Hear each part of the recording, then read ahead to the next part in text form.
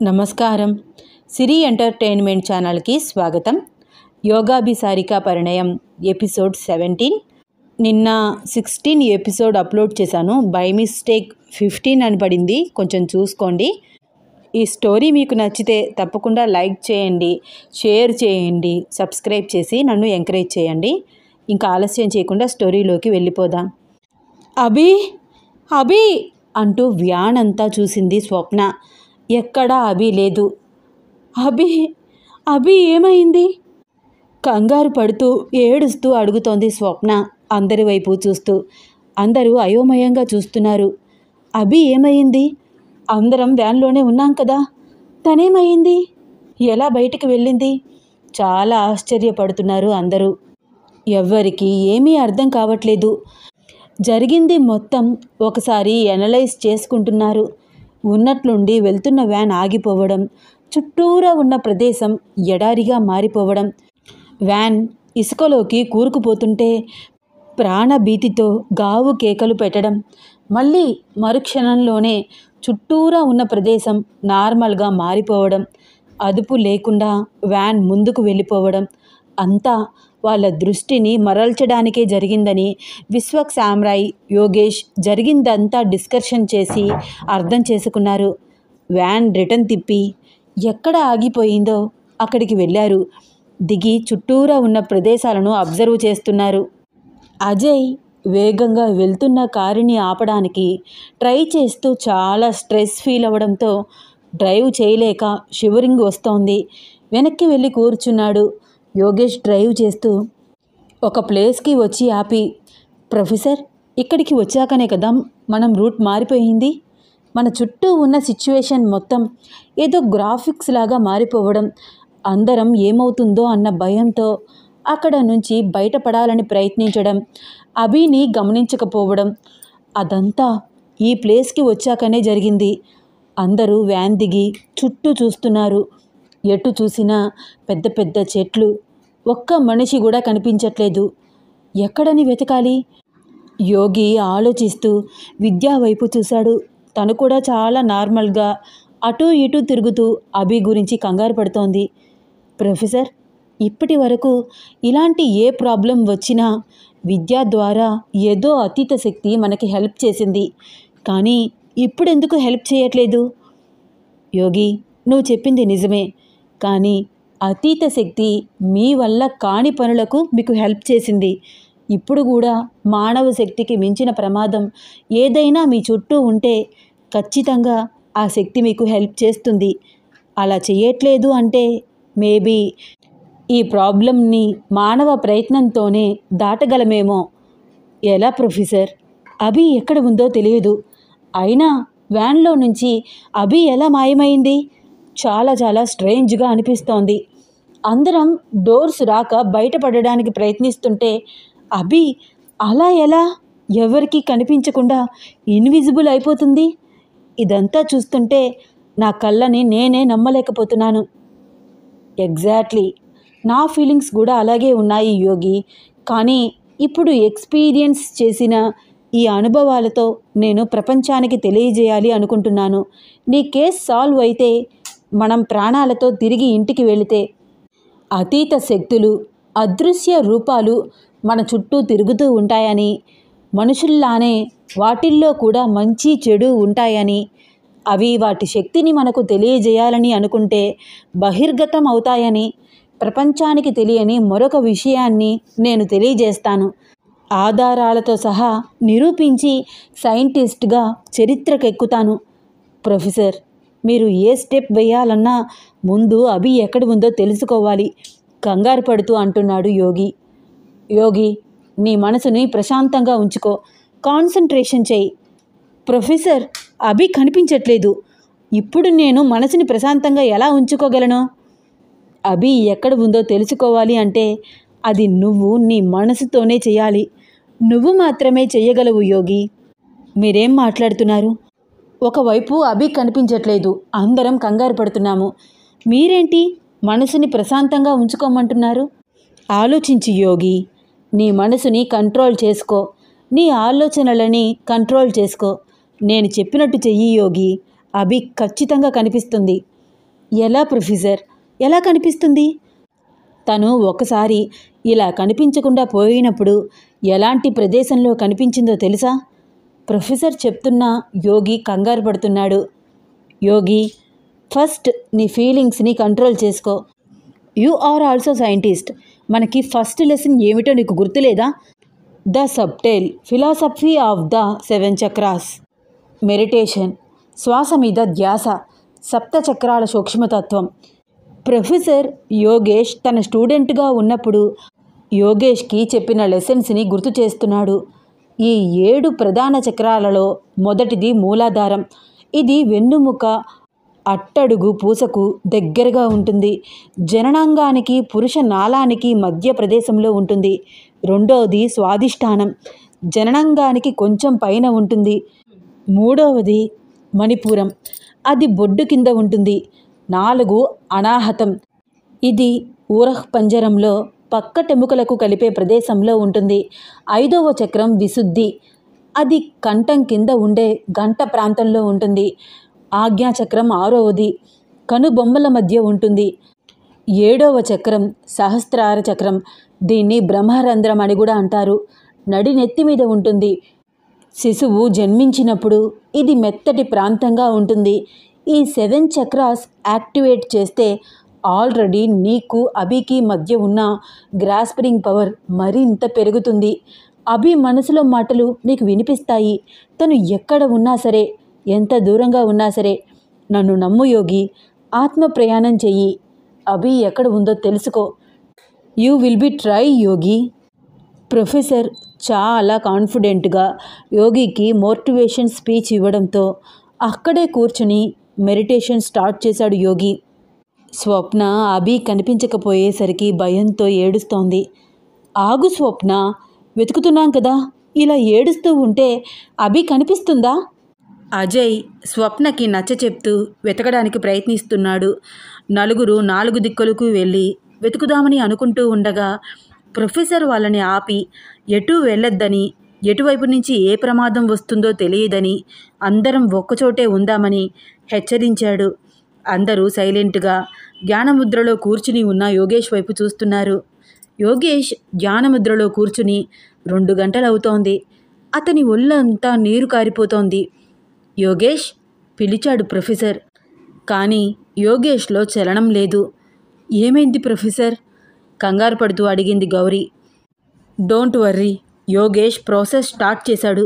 మెడిటేషన్లో అంత్యదశకి చేరుకుంటున్నాడు. మన మాటలు వినిపించట్లేదు.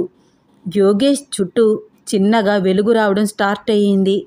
వాళ్ళ కళ్ళను వాళ్ళే నమ్మలేనట్లు నలుపుకుని మరీ చూస్తున్నారు అందరూ. ఏమవుతోంది ప్రొఫెసర్? మళ్ళీ అలాగే గౌరీ కంగారు పడుతూ ప్రొఫెసర్ వైపు చూసింది.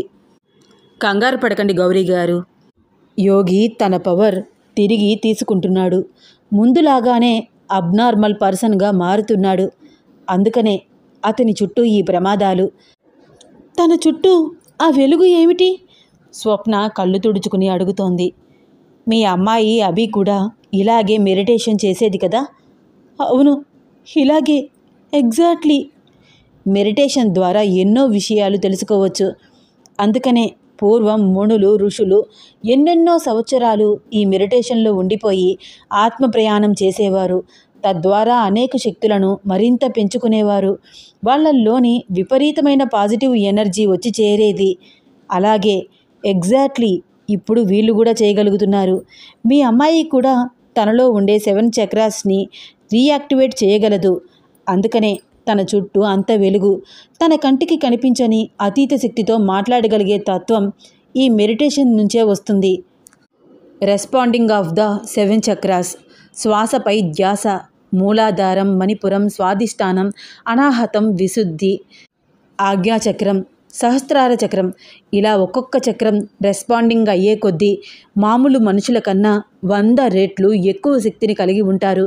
కంటికి కనిపించని ఎన్నో రూపాలు వాళ్ళకి కనిపిస్తాయి. ఎంత దూరంలో ఉన్న విషయమైనా కళ్ళకు కట్టినట్టు ఇక్కడే కూర్చుని వాళ్ళు చూడగలరు. దీనినే ఆత్మ ప్రయాణం అంటారు. ప్రస్తుతం యోగి అదే చేస్తున్నాడు. అభిజాడ గురించి తెలుసుకుంటున్నాడు. తనలో 7 చక్రాస్ రెస్పాండింగ్ అవుతున్నాయి. యోగేష్ ఉన్న పరిస్థితి గురించి అందరికీ ఎక్స్ప్లెయిన్ చేస్తున్నాడు ప్రొఫెసర్. ఎవరైనా కాపాడండి, హలో, ఇక్కడ ఎవరైనా ఉన్నారా? యోగికి అభి మాటలు వినిపిస్తున్నాయి. అంతా చీకటి, విపరీతమైన చీకటి. ఆ ప్రదేశాన్ని జ్ఞానముద్రలో ఉండి చూడడానికి ప్రయత్నిస్తున్నాడు యోగి. అభి, ఎక్కడ ఉన్నావు? తన మనోసంకల్పంతో యోగి అభితో మాట్లాడుతున్నాడు. యోగి, నేను ఇక్కడే ఉన్నాను. ఎవరో నన్ను తీసుకువచ్చి ఇక్కడ పడేశారు. చాలా భయంగా ఉంది. నాకు ఊపిరి ఆడట్లేదు. నువ్వెక్కడున్నావు? నీ మాటలు నాకు వినిపిస్తున్నాయి. నా మాటలు నీకు వినిపిస్తున్నాయా? నీ చుట్టూ ప్రదేశాన్ని చూసి చెప్పు.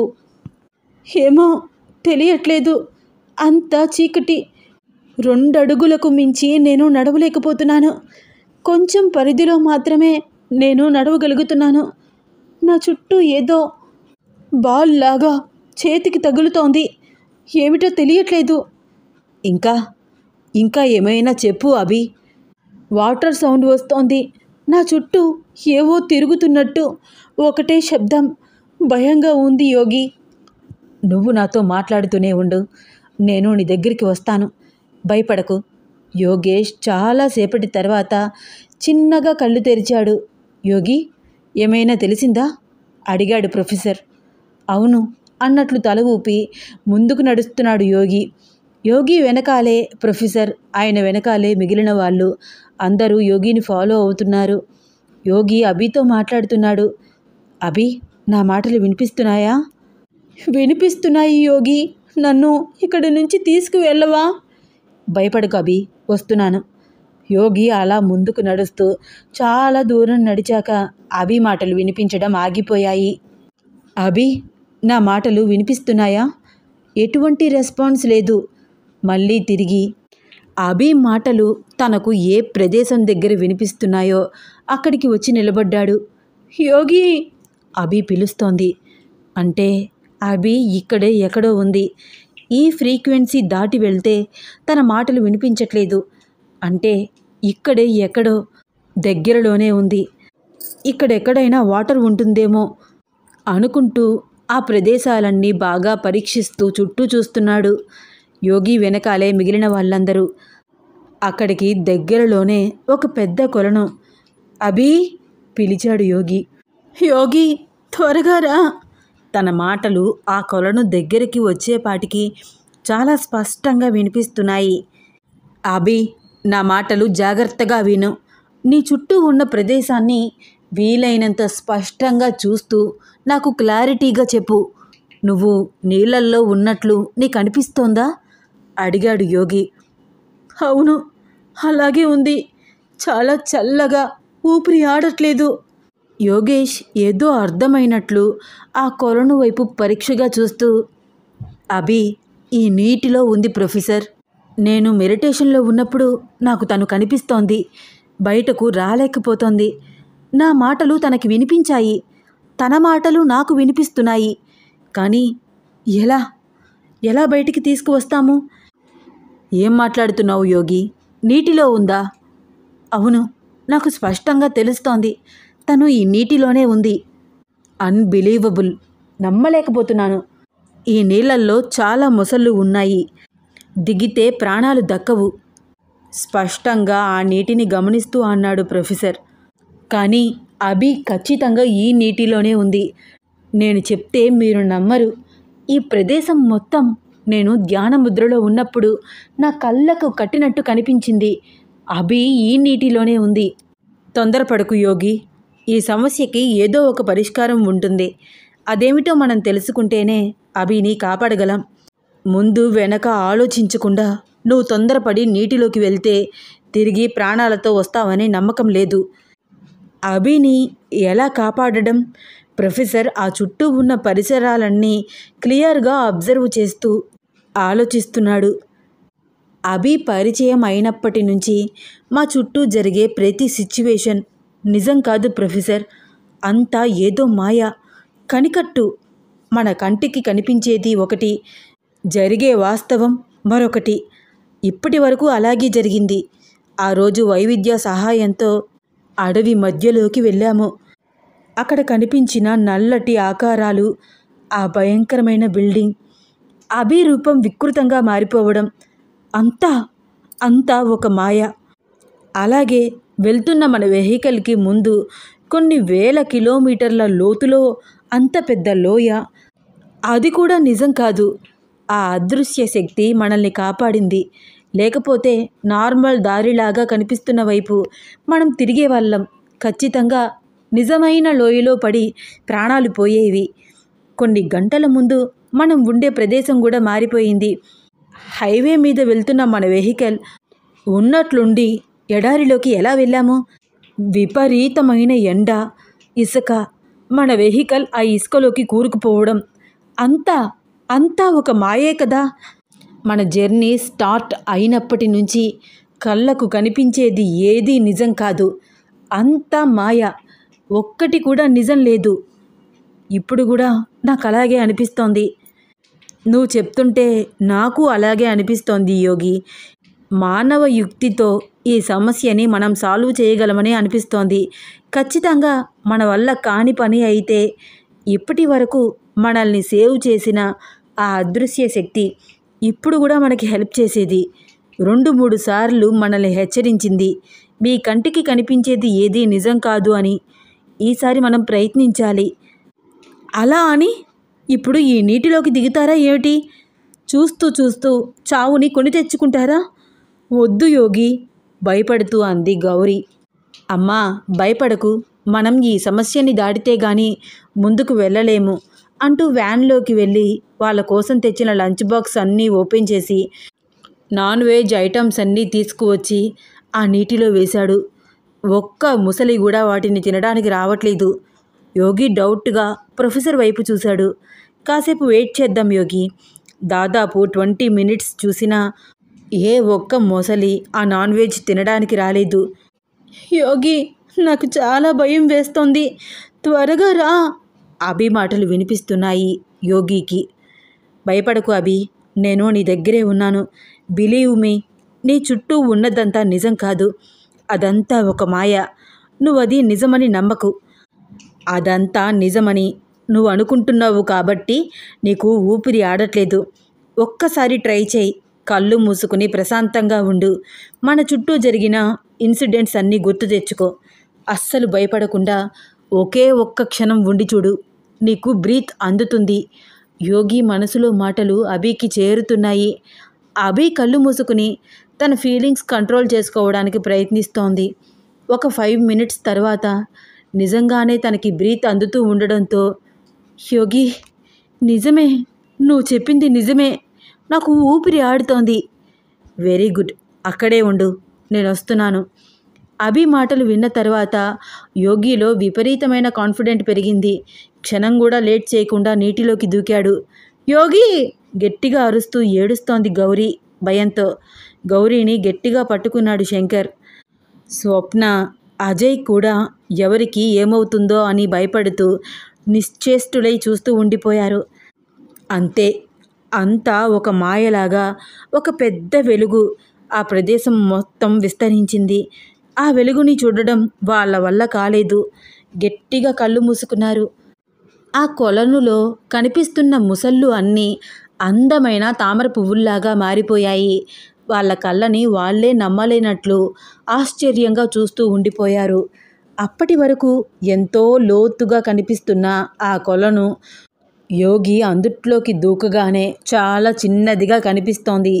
కేవలం మోకాళ్ళ వరకే మునిగే లోతు. యోగి వెనక్కి తిరిగి వాళ్ళందరి వైపు చూశాడు. అందరి మొహాలలో చెప్పలేనంత ఆశ్చర్యం. కాస్త ముందుకు నడుచుకుంటూ వెళ్తుంటే ఏదో గుహలాగా కనిపిస్తోంది. ఆ కొలనులో నీళ్ళన్నీ ఆ గృహలోకి ప్రవహిస్తున్నాయి. యోగి అటుగా చిన్నగా నడుచుకుంటూ వెళ్తున్నాడు.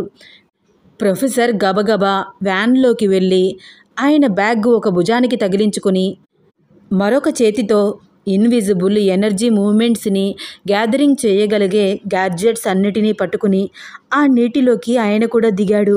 ప్రొఫెసర్ వెనకాలే మిగిలిన వాళ్ళందరూ ఫాలో అవుతున్నారు. అప్పటి వరకు ఊపిరి ఆడకుండా ఉన్న అభికి ఇప్పుడు చిన్నగా ఊపిరి ఆడుతోంది. కళ్ళకి ఏదో వెలుగు కనిపిస్తోంది. అటుగా చిన్నగా అడుగులు వేస్తోంది అభి. అప్పటి వరకు ఏ స్పర్శ కూడా తెలియని అభికి ఇప్పుడు నీటి స్పర్శ తెలుస్తోంది. తన కాళ్ళు నీళ్ళల్లో ఉన్నాయి. తను ఒక గుహలో ఉంది. గృహ చివరగా వెలుతురు వస్తోంది. ఆ నీటిలో కాలు జారిపోకుండా ఉండడానికి గోడ మీద చెయ్యి వేసింది. అప్పుడు గమనించింది, తన చుట్టూ ఉన్న ఆ గృహలో రకరకాల పురాతన బొమ్మలు, వాటి కింద రకరకాల రాతలు. అది ఏం భాషో అర్థం చేసుకోవడానికి ప్రయత్నిస్తూ అయోమయంగా చూస్తున్న అభి భుజం మీద చెయ్యి పడింది. అంతే, గట్టిగా గావు కేకలు పెట్టింది అభి. అభి, నేనే, భయపడకు అంటూ తనని గట్టిగా పట్టుకున్నాడు యోగి. యోగిని గట్టిగా కౌగిలించుకుని ఏడ్చేసింది అభి. ఇద్దరూ కాసేపు అలా ఉండిపోయారు. ఫ్యామిలీ మెంబర్స్ అందరూ వాళ్ళని చూసినా ఎవరూ ఏమీ అనలేదు. వాళ్ళు ఫేస్ చేసిన సిచ్యువేషన్ అలాంటిది. చాలా భయం వేసింది యోగి, వస్తున్న కన్నీళ్లు తుడుచుకుంటూ అంది అభి. ఎందుకు, నేనున్నాను కదా అంటూ కళ్ళు తుడుచుకుంది. తనకి మాటలు రావట్లేదు. ప్రొఫెసర్ ఆయన డివైస్తో ఆ చుట్టూ ఉన్న ప్రదేశాలన్నిటినీ అబ్జర్వ్ చేస్తున్నాడు. అక్కడ కనిపిస్తున్న ఆధునిక భాషా చిత్రాలను ఆయన డివైస్తో ఫొటోస్ తీసి ఇంగ్లీష్లోకి ట్రాన్స్లేషన్ చేస్తున్నారు. అభి కనిపించడంతో స్వప్న ప్రాణం లేచి వచ్చింది. గబగబా కూతురు దగ్గరికి వచ్చి గుండెలకు హత్తుకుని ఏడ్చేసింది. అందరూ క్షేమంగా ఉండడంతో కొంత స్థిమితపడ్డారు. ఇంగ్లీష్లో ట్రాన్స్లేట్ అయిన ఆధునిక భాషని తెలుగులో అందరికీ అర్థమయ్యేలాగా చెప్తున్నాడు యోగేష్. అసలు నేను ఎవరు, ఎక్కడి నుండో ఇక్కడికి ఎలా వచ్చాను, అసలు నా చుట్టూ జరిగే మాయలకు కారణం ఏమిటి, నా జన్మ వెనక ఉన్న రహస్యం ఏమిటి, పంచభూతాలకు కారణం ఎవరు, పంచభూతాలకు కారణం భగవంతుడు అనుకుంటే భగవంతుడు సృష్టించిన పంచభూతాలే తిరిగి భగవంతుడిని సృష్టించడం హాస్యం కాక ఇంకేమిటి. వెనుకటి జన్మ అనేది లేనప్పుడు తర్వాత జన్మ అనేది మాత్రం ఎక్కడ ఉంటుంది? మరి అలాంటప్పుడు ఈ లోకంలో పాపం, పుణ్యం, ధర్మం, అధర్మం, అసత్యం లాంటి నియమాలతో పని ఏమిటి? ఆకారం లేని చైతన్యానికి మరణం ఎక్కడిది? ఒక గ్రామంలో అగ్గి చెలరేగి ఇళ్ళన్నీ తగలబడవచ్చు, కానీ ఆకాశానికి ఏమవుతుంది? ఇలాంటి రాతలు ఇక్కడ ఈ కొలను మధ్యలో ఎవరు రాసి ఉంటారు? అసలు మనం ఇక్కడికి రావడం ఏమిటి? ఎక్కడో హైవే మీద నుంచి అభి మాయమైపోయి ఇక్కడికి రావడం ఏమిటి? అభిని వెతుక్కుంటూ మనమందరం ఇక్కడికి రావడం, తనని కాపాడాలని నానా అవస్థలు పడడం, తీరా ఇక్కడికి వచ్చి చూస్తే ఇలాంటి పిచ్చి రాతలు. ఏమిటిదంతా? ఒకరితో ఒకరు అనుకుంటూ, ఒకరి మొహాలు ఒకరు చూసుకుంటూ చెప్పలేనంత ఆశ్చర్యపోతున్నారు. మరికొన్ని పిక్చర్స్ తీసి వాటిని కూడా ట్రాన్స్లేషన్ చేసి చదువుతున్నారు. మానవుడికి ఎక్కడో శత్రువులు ఉండరు, తనలోనే ఉంటారు. కామము, క్రోధము, లోభము, మదము, మాశ్చర్యము మీలో ఉన్నంత వరకు మీరు ఈ మాయా ప్రపంచంలో మనుగడ సాగించక తప్పదు. ఈ మాయా ప్రపంచంలో ప్రతిరోజు తెల్లవారుతుంది, పగలు వెళ్ళిపోతుంది, రాత్రి వెళ్ళిపోతుంది, రాత్రి తర్వాత మళ్ళీ తిరిగి పగలు ఏర్పడుతుంది. పగలు తిరగడం, రాత్రులు నిద్రపోవడం, ఇదే నా జీవితం? నీవు ఎందుకు జన్మించావో నీ లక్ష్యం వైపు కదిలిపో. ఎన్ని కష్టాలు, కన్నీళ్ళు వచ్చినా గమ్యాన్ని చేరుకో. నీ జన్మకి తప్పక ఒక కారణం ఉంది. యోగి అవన్నీ చదువుతూ అర్థం కాక అయోమయంగా చూస్తూ, అసలు ఈ రాతలన్నీ ఏమిటి ప్రొఫెసర్? వెయిట్ యోగి, మిగిలిన పిక్చర్స్ కూడా తీసుకుని వాటి అర్థం కూడా తెలుసుకున్నాక మనం బయటికి వెళ్ళి దీని గురించి డిస్కషన్ చేద్దాము. ముందు ఇక్కడ కనిపిస్తున్న ఈ లొకేషన్ని క్లియర్గా అబ్జర్వ్ చేయని. ఇక్కడ కనిపిస్తున్న ఈ రాతలు మనకి మన మార్గాన్ని తెలియజేస్తున్నాయి, డౌట్ లేదు. క్లియర్గా ఆ రాతలని అబ్జర్వ్ చేస్తూ అంటున్నాడు ప్రొఫెసర్. ప్రొఫెసర్ చెప్పింది చెప్పినట్లు చేస్తున్నాడు యోగి. యోగి ప్రొఫెసర్ చెప్పినట్టు అక్కడ లొకేషన్ మొత్తాన్ని వీడియో తీస్తున్నాడు. ఫొటోస్ అన్నిటినీ క్యాప్చర్ చేస్తున్నాడు. అక్కడ జరిగే ప్రతి సిచ్యువేషన్ నమ్మలేనట్లుగా చాలా ఆశ్చర్యంగా అనిపిస్తోంది ప్రతి ఒక్కరికి. అక్కడ లొకేషన్లో కనిపించే ప్రతి ప్రూఫ్ని క్లియర్గా అబ్జర్వ్ చేసిన తర్వాత ఆ గృహకి మరొక వైపు కనిపిస్తున్న వెలుగు వైపు ఒకరి చెయ్యి ఒకరు పట్టుకుని జాగ్రత్తగా అడుగులు వేస్తున్నారు. ఉన్నట్లుండి పెద్ద శబ్దం చేస్తూ వాళ్ళ వెనకగా ఉన్న దారి నాపరాయి పలకంతో మూసుకుపోయింది.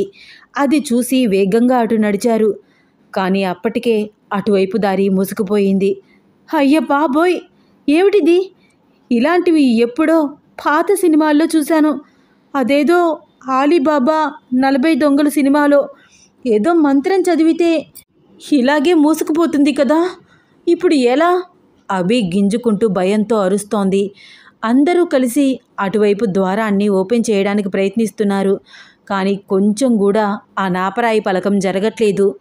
ఇంకా ఏమీ చేసేది లేక ముందుకు కనిపిస్తున్న వెలుగు వైపు వేగంగా నడుస్తున్నారు.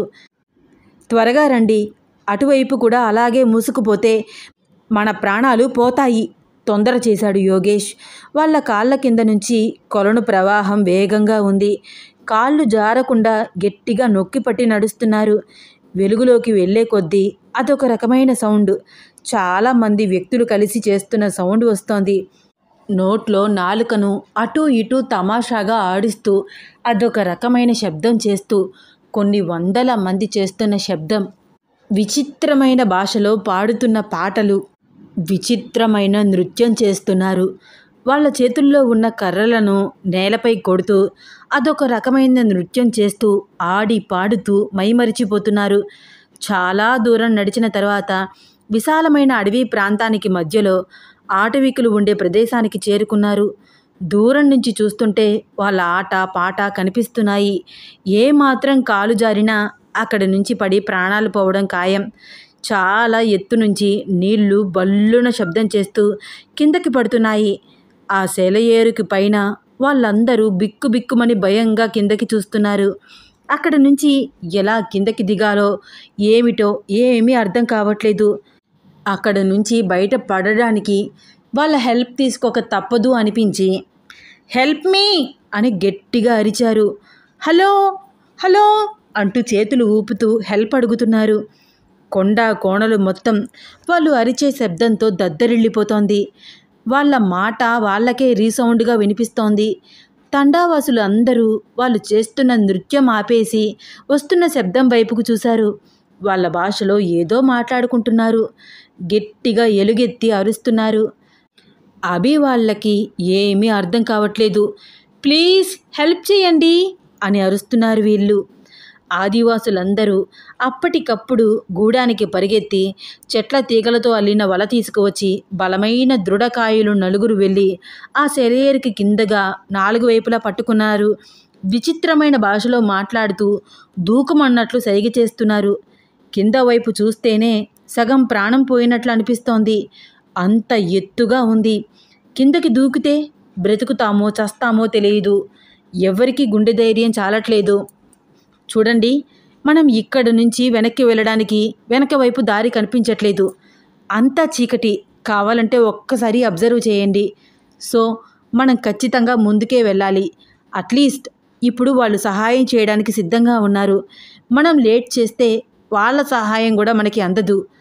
వాళ్ళ మీద నమ్మకం ఉంచి కిందకి దూకడం బెటర్ అన్నాడు యోగి. అవును, యోగేష్ చెప్పింది కరెక్ట్. అంతకు మించి వేరొక మార్గం లేదు. ప్రొఫెసర్ కూడా అందరినీ తొందర చేస్తున్నాడు.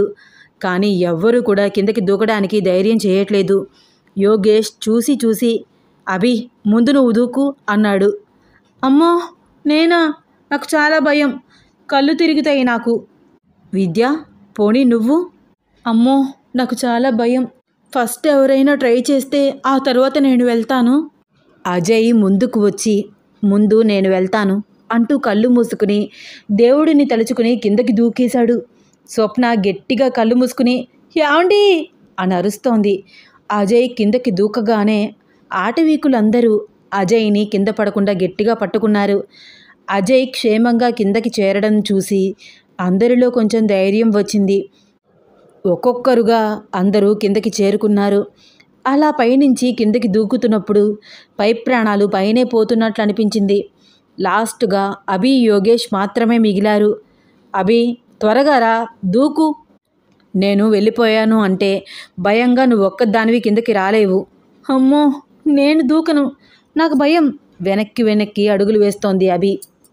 అభి ఇలా మాట వినదు అని అర్థమై తనని గట్టిగా పట్టుకుని కిందకి దూకేశాడు యోగి. అలా పట్టుకుని దూకుతున్నప్పుడు అభి చాలా టైట్గా యోగిని హగ్ చేసుకుని గట్టిగా అరుస్తోంది. క్షణాల్లో వలలో వచ్చి పడ్డారు. అంత ఎత్తున లేచి మళ్ళీ ఇంకొకసారి పడ్డారు. కిందకి వచ్చి 5 నిమిషాలు అవుతున్నా అభి యోగిని వదలట్లేదు, కళ్ళు తెరవట్లేదు. గోడకి బల్లి అతుక్కున్నట్లు గట్టిగా పట్టుకుని కళ్ళు మూసుకుంది. అభి, భయం లేదు, మనం సేఫ్గా ఉన్నాము, వదులు. అభి చేతులు బలవంతంగా విడిపించవలసి వచ్చింది యోగి. చిన్నగా కళ్ళు తెరిచి చుట్టూ చూసింది. తండావాసులందరూ వాళ్ళ వైపు చూస్తున్నారు. వాళ్ళు ఏదేదో మాట్లాడుతున్నారు, కానీ ఒక్క ముక్క కూడా అర్థం కావట్లేదు. వాళ్ళ కాళ్ళకి చేతులకు విచిత్రమైన ఆభరణాలు ఉన్నాయి. చెవులకు వేలాడుతూ పెద్ద పెద్ద రింగులు. నుదుటిపైన రకరకాల చిత్రాలను తిలకాలుగా దిద్దుకున్నారు. ఆడవాళ్ళందరూ జుట్లు పైకి పక్కగా ముడిపెట్టుకున్నారు. ఎవరికీ ఒంటి మీద సరిగ్గా దుస్తులు లేవు. గోనెసంచా గుడ్డపీలికలు ఒంటికి చుట్టుకున్నట్లుగా ఉన్నాయి వాళ్ళు వేసుకున్న విచిత్ర దుస్తులు. అంబులు, శూలాలు, కత్తులు, కర్రలు, హుండేళ్ళు, రాళ్ళు, రప్పలు, ఇలా రకరకాల ఆయుధాలను చేతులతో పట్టుకుని వాళ్ళందరి వైపు భయంగా చూస్తూ ఆటవిక వాసులందరూ ఏదో మాట్లాడుకుంటున్నారు. వాళ్ళ మాటలైతే అర్థం కాలేదు, కానీ తమ నుంచి వాళ్ళకి ఏదైనా ప్రమాదం ఉంటుందేమోనని వాళ్ళు భయపడుతున్న విషయం మాత్రం అర్థమవుతోంది. యోగేష్, ప్రొఫెసర్, అజయ్, శంకర్ వాళ్లతో 4-5 భాషల్లో మాట్లాడడానికి ప్రయత్నించారు, కానీ వాళ్ళకి ఒక్క ముక్క కూడా అర్థమయ్యేటట్లు లేదు. ఆఖరికి అందరూ కలిసి కింద కూర్చున్నారు. మేము మీ శత్రువులం కాదు, హెల్ప్ చేయండి ప్లీజ్ అన్నట్లు సైగ చేసి చూపించారు. అప్పటికి వాళ్ళల్లో కొంత భయం తగ్గింది. ఆటవిక భాషలో ఏదో మాట్లాడుతూ దూరంగా ఒక చిన్న గుడిసె చూపించారు. అటుగా వెళ్ళమని చేత్తో సైగ చేస్తున్నారు. వాళ్ళందరికీ థ్యాంక్స్ అన్నట్లు చేతులతో నమస్కరించి అర్థమయ్యేటట్లు చెప్పి అటుగా నడిచారు యోగేష్ ఫ్యామిలీ, అభి ఫ్యామిలీ, ప్రొఫెసర్ అందరూ కలిసి. ఈ స్టోరీలో నెక్స్ట్ ఏమవుతుందో తెలుసుకోవాలని ఉందా? అయితే వచ్చే ఎపిసోడ్ కోసం వెయిట్ చేస్తూ ఉండండి. ఈ స్టోరీ మీకు నచ్చితే తప్పకుండా లైక్ చేయండి, షేర్ చేయండి, సబ్స్క్రైబ్ చేసి నన్ను ఎంకరేజ్ చేయండి. మీ అమూల్యమైన అభిప్రాయాన్ని కమెంట్ ద్వారా తెలియజేయండి. ధన్యవాదాలు.